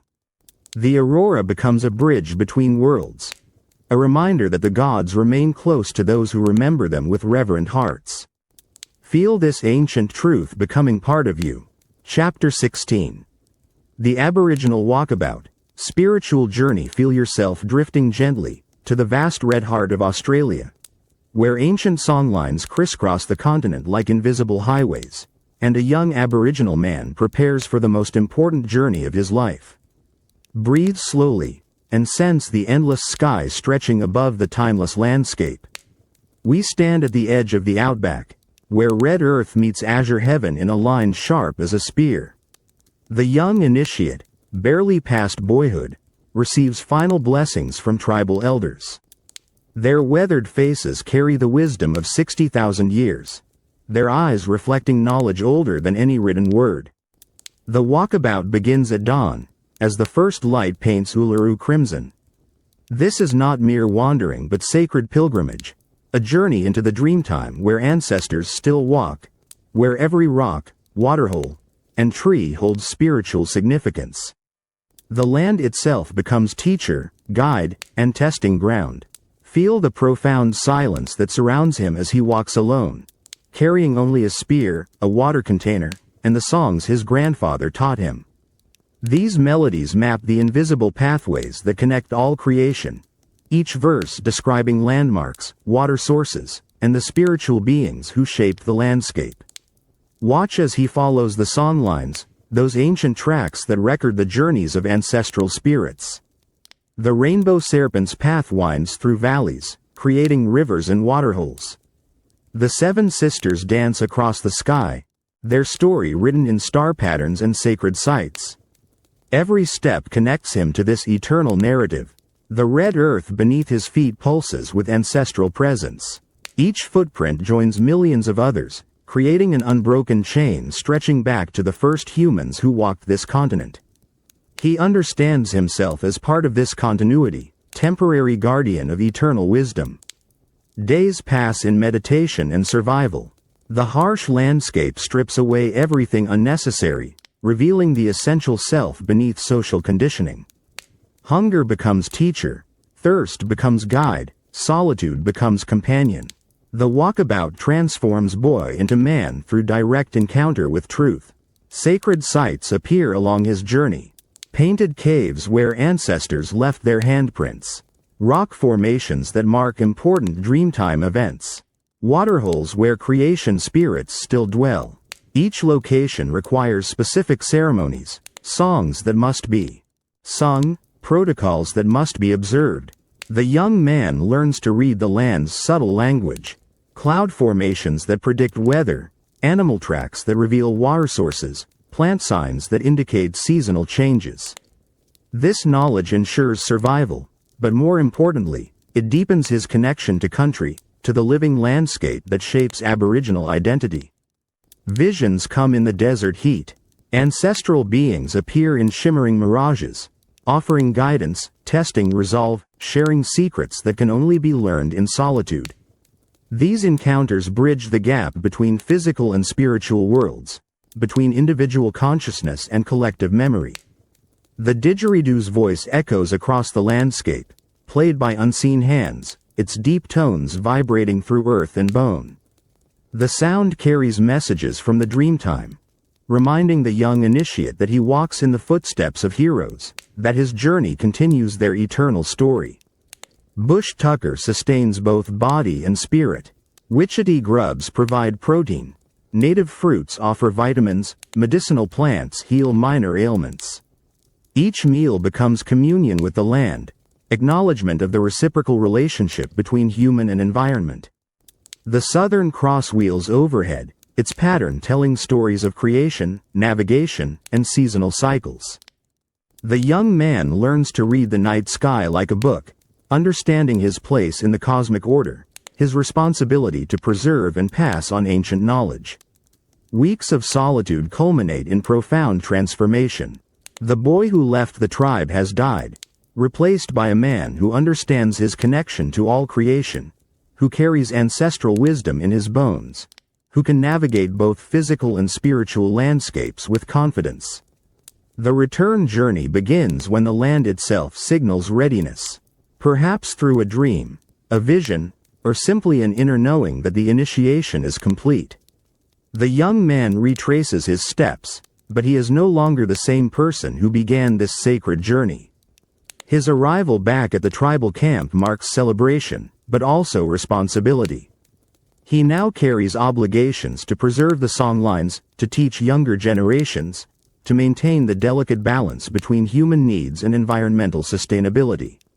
This ancient practice teaches that true maturity requires solitude, that wisdom comes through direct experience rather than instruction, that connection to land creates connection to self. The walkabout reminds us that sometimes we must journey alone to discover who we truly are. The Australian sun sets behind distant ranges, painting the sky in shades of ochre and gold. The young man sits with his elders, sharing stories of his journey, adding his experiences to the eternal narrative that defines his people. Allow this understanding to comfort you. Chapter 17. The Shinto Misogi, purification by water. Let us journey together now, to a pristine mountain stream in ancient Japan, where crystalline water cascades over moss-covered stones, and the sacred practice of misogi cleanses both body and spirit. Breathe gently, and feel yourself entering a world where purity becomes prayer, where water washes away all that separates us from the divine. We stand beside a waterfall deep in the forest, where ancient cedars tower like cathedral pillars, their branches filtering sunlight into dancing patterns on the water's surface. The air carries the scent of pine, wet earth, and the clean fragrance of mountain mist. This is a place where kami, the divine spirits, dwell in every stone and stream. A Shinto practitioner approaches the water's edge, dressed in simple white clothing that symbolizes purity. His movements are deliberate, reverent, each step acknowledging the sacredness of this moment. Behind him, a small shrine houses offerings of rice, sake, and salt, gifts to honor the water spirits who will assist in his purification. Feel the deep tranquility as he begins the ritual preparation, clapping his hands twice to call the kami's attention, bowing deeply to show respect. His breath becomes visible in the cool mountain air, each exhalation releasing the accumulated impurities of daily life, each inhalation drawing in the forest's pristine energy. Watch as he enters the icy stream. The shock of cold water against warm skin creates immediate transformation.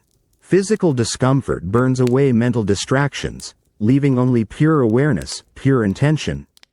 The waterfall pounds against his shoulders, each drop carrying the power to cleanse negative thoughts, harmful emotions, spiritual obstacles.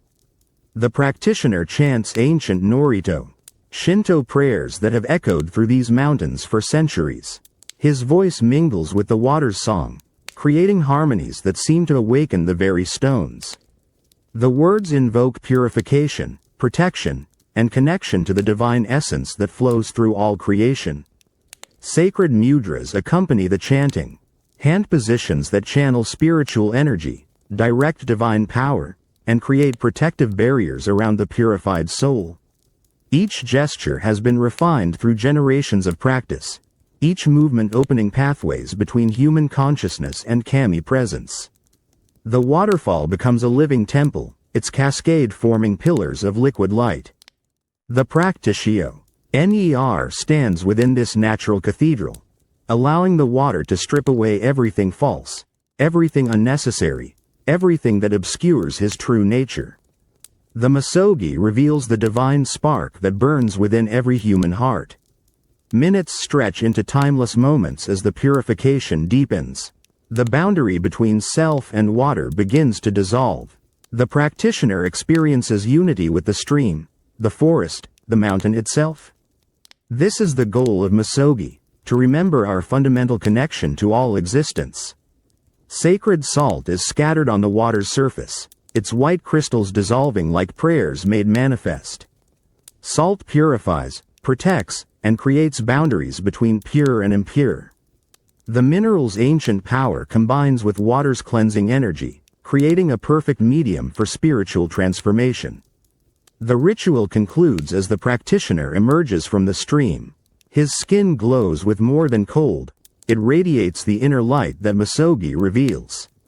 He bows again to the waterfall, thanking the kami for their assistance, acknowledging the gift of purification he has received. Clean white robes replace the wet garments, symbolizing the new spiritual state achieved through water's blessing. The practitioner moves differently now, with the fluid grace of one who has remembered their divine nature. The misogi has washed away not just physical impurities but spiritual obstacles.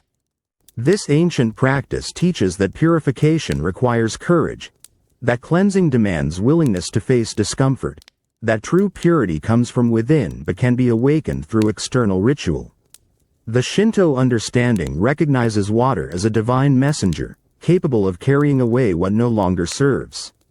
The mountain stream continues its eternal song, carrying the practitioner's released impurities toward the sea, where they will be transformed and renewed. The cycle of purification mirrors the cycle of existence, constant flow, constant change, constant opportunity for renewal. This timeless wisdom whispers that we too can find purification, can release what burdens us, can reconnect with our essential nature through simple acts of reverence. The misogi reminds us that cleansing is always available, as close as the nearest stream, as simple as the willingness to let go. The Japanese forest grows quiet as evening approaches, but the blessing remains, carried in a heart purified by water, in a spirit cleansed by courage, in a soul reconnected to the divine flow that moves through all existence. Breathe slowly, and let that fade. Chapter 18. The Tibetan Sky Burial. Return to nature. Close your eyes and journey with me now, to the windswept plateau of Tibet, where snow-capped peaks touch the infinite sky, and an ancient ritual transforms death into the ultimate act of compassion. Breathe softly, and feel yourself entering a world where letting go becomes the greatest gift. We stand on a high mountain ridge, where prayer flags flutter like colorful prayers in the thin air. The charnel ground spreads before us, a place of profound reverence where Tibetan Buddhists practice jeder, the sky burial that returns the body to nature's eternal cycle. The wind carries the scent of juniper incense, mixed with the pure fragrance of mountain snow. Monks in maroon robes approach with gentle dignity, their faces serene with understanding. They carry the wrapped body of one who has completed their earthly journey. The deceased rests in white cloth, positioned in meditation posture, ready for the final teaching, the ultimate lesson in impermanence. Feel the deep peace that surrounds this ceremony. There is no sorrow here, only acceptance of life's natural flow. The Tibetan understanding sees death not as ending but as transformation. Like a butterfly emerging from its cocoon, the consciousness has already departed, leaving behind only the temporary vessel. The Rogyupas, the body breakers, prepare for their sacred duty. These compassionate practitioners perform the most generous act imaginable, dismantling the physical form so it may nourish other beings. Their work is meditation made manifest, each action an offering of loving kindness. Watch as juniper smoke rises toward the cloudless sky. The fragrant incense purifies the space, calling to the dakinis, the sky dancers who will guide the departed consciousness toward its next rebirth. The smoke becomes a bridge between earth and heaven, carrying prayers upward on mountain winds. Sacred vultures gather on distant peaks, these magnificent birds understanding their role in the cosmic cycle. They are not scavengers but partners in compassion, transforming what was human into sustenance for their young. The Tibetans honor them as sky burial angels, messengers of the divine. The ritual unfolds with reverent precision, every action performed with mindfulness, every gesture an act of meditation. The body is offered piece by piece, each portion given with gratitude for the life it sustained. The physical form becomes dana, the highest gift, feeding beings who cannot feed themselves. Mantras flow on the mountain air, Om Mani Padme Hum, the jewel in the lotus, each syllable carrying compassion across the place. Atto, the sound mingles with wind and wing, creating a symphony of letting go, of release, of ultimate generosity. The vultures descend with graceful dignity, their powerful wings casting shadows on the sacred ground. They consume the offering with natural reverence, fulfilling their part in the eternal dance of giving and receiving. Nothing is wasted, everything serves the greater good. Bone dust is mixed with tsampa, barley flour that sustains Tibetan life. This final offering ensures complete return to nature, complete participation in the cycle that feeds all beings. Even the smallest fragments become nourishment, the body's last act of service. The ceremony teaches profound truths about attachment, about the temporary nature of physical form, about the compassion that sees beyond individual existence to universal connection. The sky burial reminds observers that we are all part of one great web of life. As the ritual concludes, only prayer flags remain, their bright colors dancing in the wind. The body has fulfilled its final purpose, becoming food for sky, sustenance for wings, nourishment for the continuation of life. The transformation is complete. This ancient practice whispers across centuries, teaching that true generosity knows no bounds, that death can be the ultimate gift, that letting go creates space for new life. The Tibetan wisdom shows that even our final breath can become blessing for others. The mountain plateau grows quiet as afternoon shadows lengthen, but the teaching remains, carried on winds that know no borders, in hearts that understand compassion's true meaning. The sky burial's lesson lives on, reminding us that love means giving completely. Rest in this gentle understanding, feeling the same peace that fills Tibetan hearts, knowing that you too can practice letting go, can offer yourself in service to others, can trust in the eternal cycle that transforms all things. Carry this wisdom gently in your heart. Chapter 19. The Mysteries of Mithras. Cave initiation. In this moment, we travel together, to a hidden underground temple beneath bustling Rome, where flickering torchlight reveals the most secretive religion in the empire. Breathe slowly, and feel yourself entering the sacred mysteries of Mithras, where soldiers and merchants seek divine light in darkness. We descend stone steps into a natural cave, transformed into a temple that mirrors the cosmos itself. The vaulted ceiling represents the heavens, painted with stars and zodiac signs, while the floor symbolizes earth below. This Mithraeum holds perhaps 40 initiates, all sworn to absolute secrecy about the rites they witness.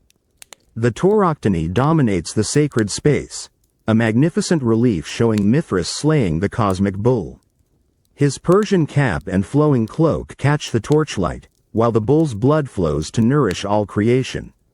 This central image contains the religion's deepest mysteries, the sacrifice that brings life from death. Feel the profound reverence as the initiate approaches.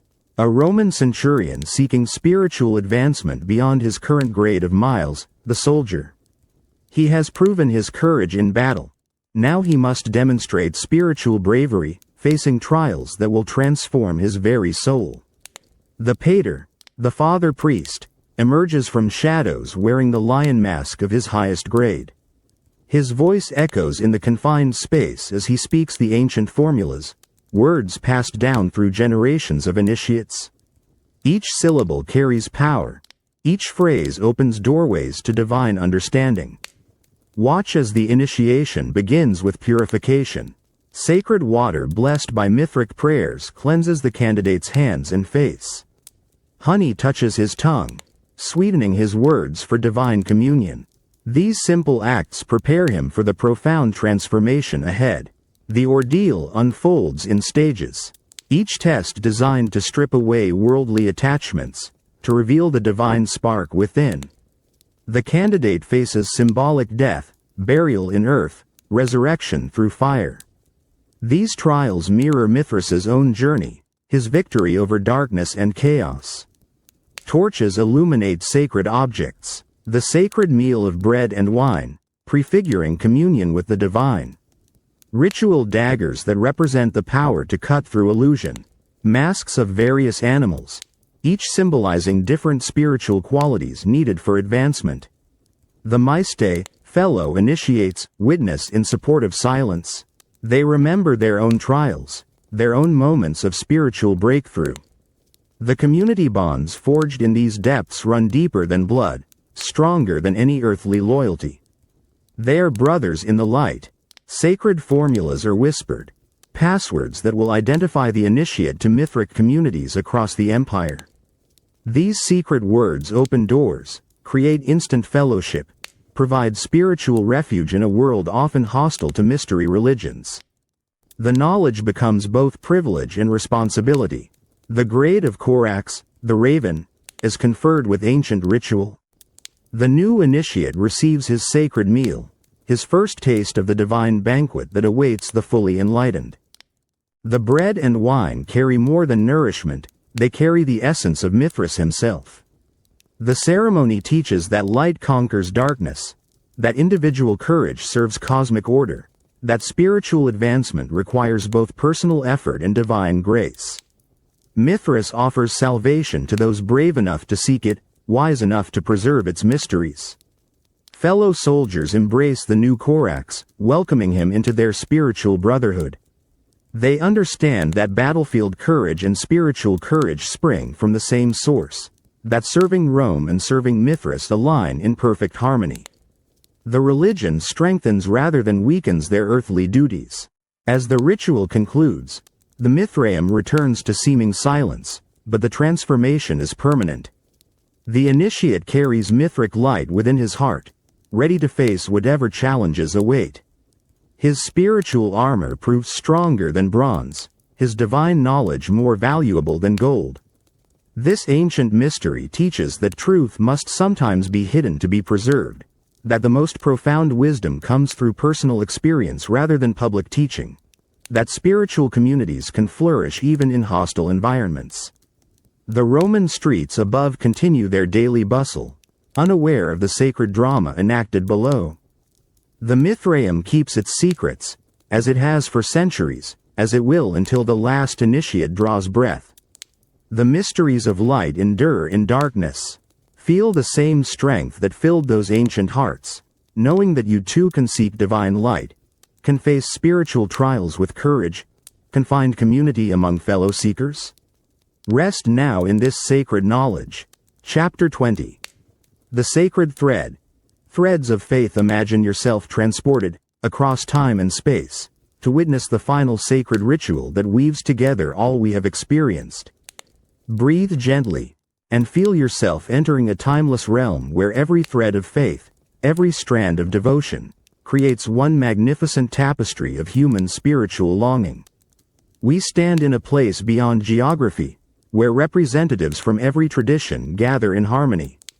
The Egyptian priest carries his ankh, the Celtic druid holds mistletoe, the Buddhist monk cradles his prayer beads, the Aztec priestess bears sacred feathers. Each brings their unique thread to this cosmic weaving. Feel the profound unity as they begin their work. Hands that once performed separate rituals now collaborate, creating something greater than any single tradition. The sacred thread ceremony honors what connects rather than what divides, revealing the common heart that beats within all spiritual seeking. Watch as the first thread is spun, golden like the sun that all cultures worship. It represents the universal human need for light, for guidance, for connection to something greater than individual existence. This thread runs through every ceremony we have witnessed, binding them in eternal purpose. The second thread emerges silver, like moonlight that has blessed countless rituals. It carries the feminine wisdom present in every tradition, the nurturing force that sustains spiritual communities, the gentle strength that guides souls through transformation. This strand weaves through Eleusinian mysteries and Celtic celebrations alike. A crimson thread appears, red as the blood offered in Mayan temples, as the wine shared in Dionysian rites. It represents sacrifice, the willingness to give for others, the understanding that spiritual growth requires letting go of lesser things. This thread connects every act of devotion across cultures. The blue thread flows like water, pure as the streams of Shinto purification, deep as the sacred wells of Celtic wisdom. It carries cleansing, renewal, the eternal flow of divine grace that washes away what no longer serves. Every tradition recognizes water's power to transform.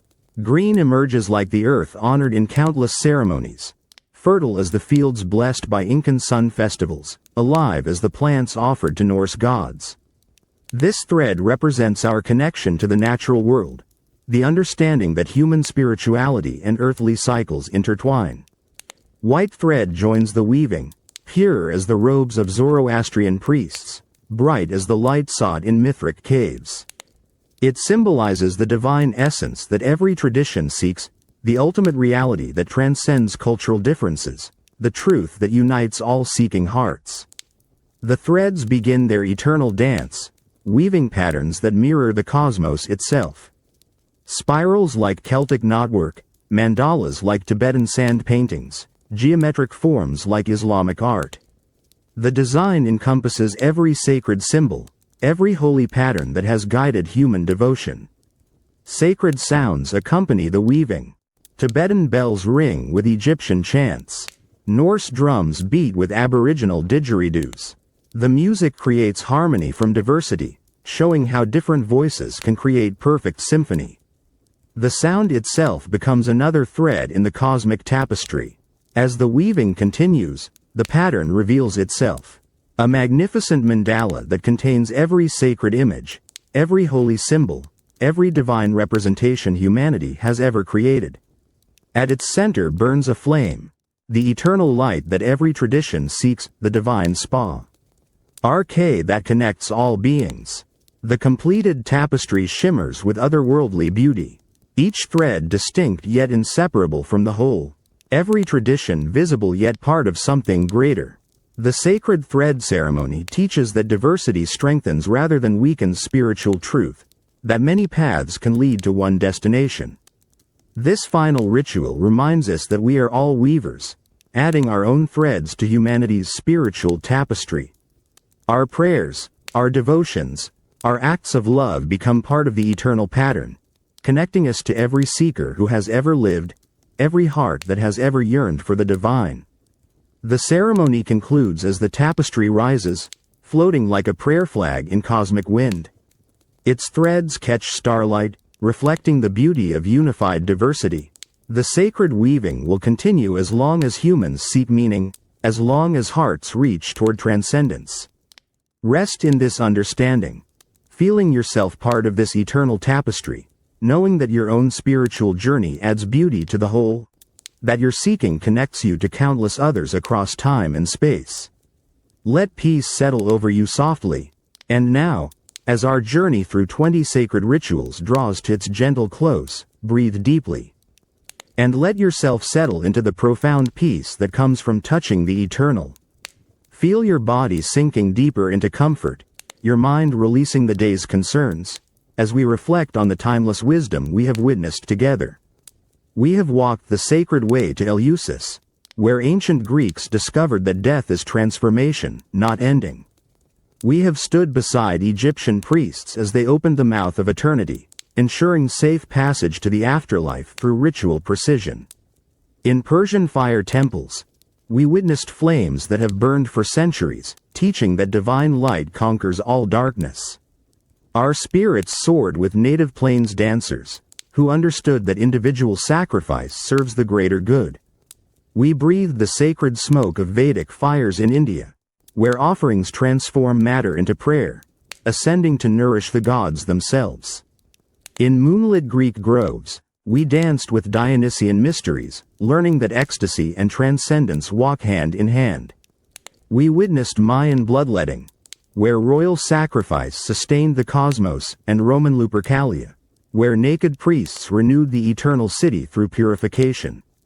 In Japan, we honored ancestors during Bon Festival, understanding that love transcends death, creating bonds stronger than mortality. High in Incan mountains, we celebrated Inti Raymi, where children of the sun renewed their cosmic covenant.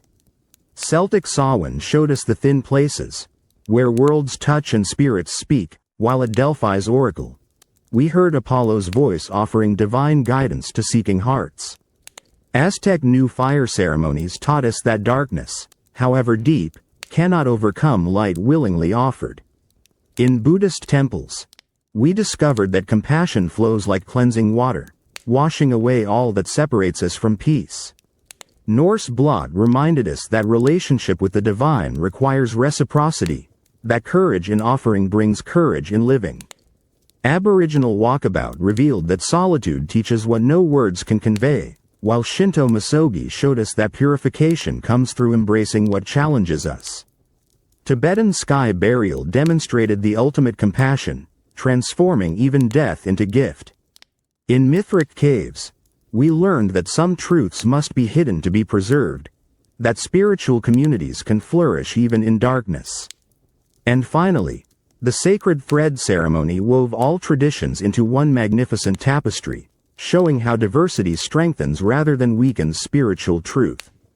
Each ritual, though separated by continents and centuries, speaks the same essential language, the human heart's eternal conversation with the divine.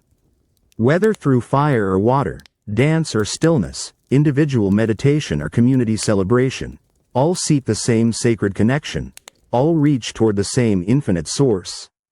These ceremonies teach us that ritual is humanity's oldest art, the practice that transforms ordinary moments into encounters with the eternal.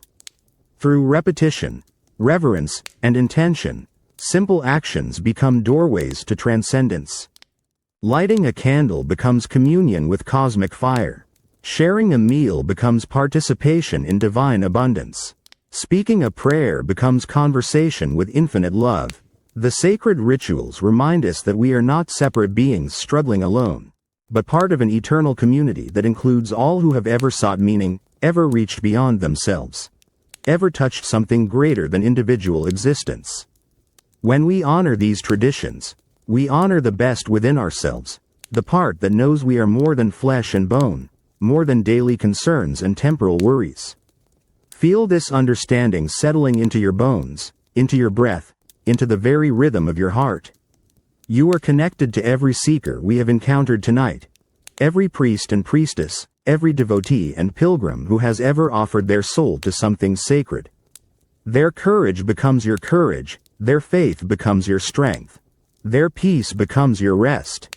In this moment, you carry within yourself the wisdom of Egyptian mysteries and Greek oracles, the compassion of Buddhist festivals and the courage of Norse ceremonies, the earth connection of Celtic rituals and the sky wisdom of Incan celebrations.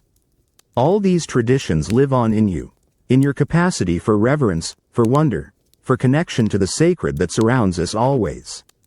As sleep approaches, imagine yourself as part of that eternal sacred thread ceremony, your own unique strand weaving into the cosmic tapestry. Your dreams tonight will be blessed by every tradition we have honored, your rest sanctified by the prayers of countless generations, your peace deepened by the understanding that you are never alone, never separate from the divine love that moves through all existence. The rituals continue even now, in temples and churches, in homes and hearts, in the quiet moments when humans reach beyond themselves towards something greater. The sacred flame burns on, the prayers ascend, the love flows, and you are part of it all, woven into the eternal story of humanity's search for the divine. Let your breathing become slower now, deeper, more peaceful.